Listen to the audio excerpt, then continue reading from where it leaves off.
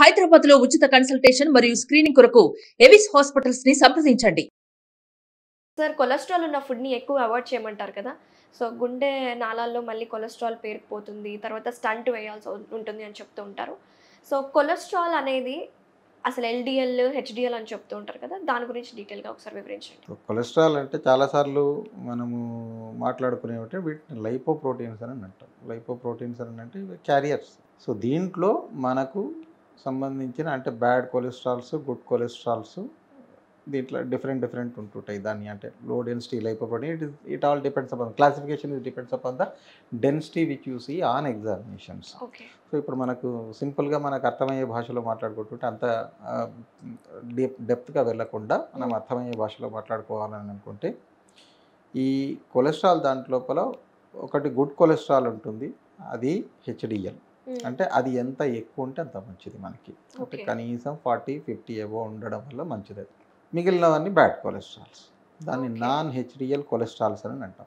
ఏమేమి ఉంటాయి అంటే ఓవరాల్గా టోటల్ కొలెస్ట్రాల్ అంటే మనం చెక్ చేసేది అట్లా ఇంతకుముందు నేను చెప్పినట్టుగా మనం మెజర్ చేస్తున్నప్పుడు దాని డెన్సిటీ ఎంత ఉన్న దాన్ని బట్టి మనం low density, very low density cholesterols అట్లా అని చెప్పేసి చెప్తాను, లేదా టోటల్ కొలెస్ట్రాల్ వాటి కేటగిరీస్ కేటగిరీ దాని కింద. సో దాంట్లోపల మెయిన్గా మనం టార్గెట్ చేసేది ఏంటిది అని అంటే మెయిన్గా ప్రైమరీ టార్గెట్ అని అంటాం. ప్రైమరీ టార్గెట్ అంటే మనం డాక్టర్స్ ఎప్పుడు ఎక్కువగా మిమ్మల్ని లిపిడ్ ప్రొఫైల్ చేయించుకొని రమ్మనంటే దాంట్లో టోటల్ కొలెస్ట్రాల్, లో density lipoprotein, very low density lipoprotein, high density lipoprotein, it all depends upon the density only target about. So దాంట్లో మళ్ళీ ఎస్టరిఫైడ్ కొలెస్ట్రాల్స్ ఎంత ఉన్నది ఏంటిది అని అన్నది డిఫరెంట్ స్టోరీ. అది మనం అవసరం ఉన్నది మనం తీసుకుందాం పార్ట్.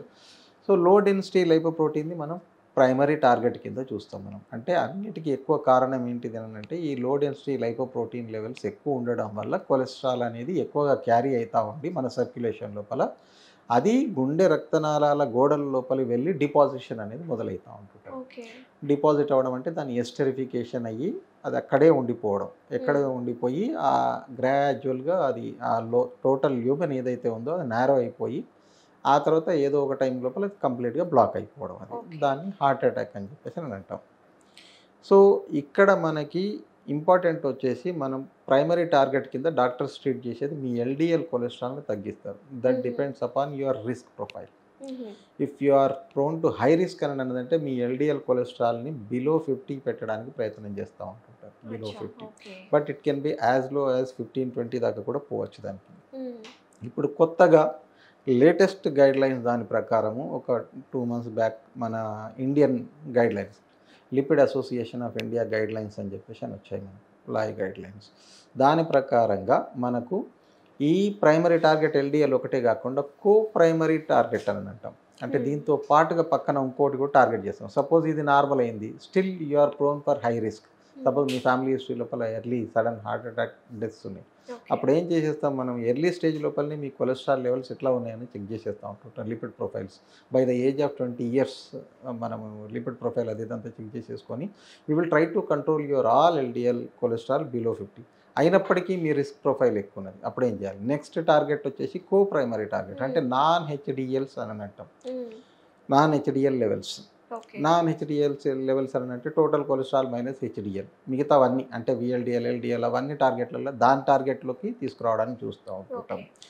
అప్పటికి ఇంకా మీకు still you are prone for highly prone అని చెప్పేసి అన్నాను అనుకోండి, సెకండరీ టార్గెట్స్ అని చెప్పేసి అన్నాను. ఈ మధ్య లోపల అపో బి లెవెల్స్ అని చెప్పేసి అని వస్తుంది.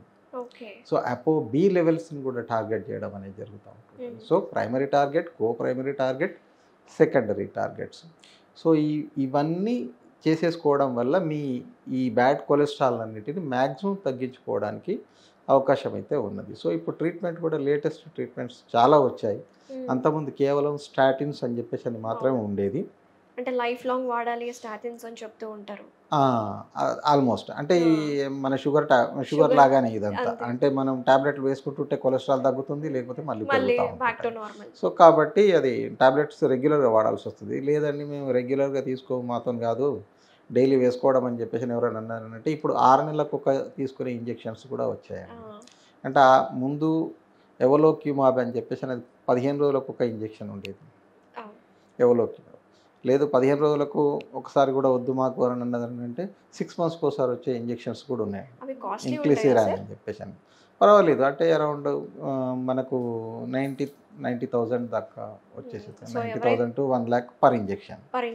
పర్ ఇంజెక్షన్ అంటే మనకు అప్రాక్సిమేట్లీ 20,000 అట్లా పడతా ఉంటుంటుంది. Okay. కాకపోతే ఏంటంటే 6 మంత్స్ కదా. Very nice sir, thank you so much.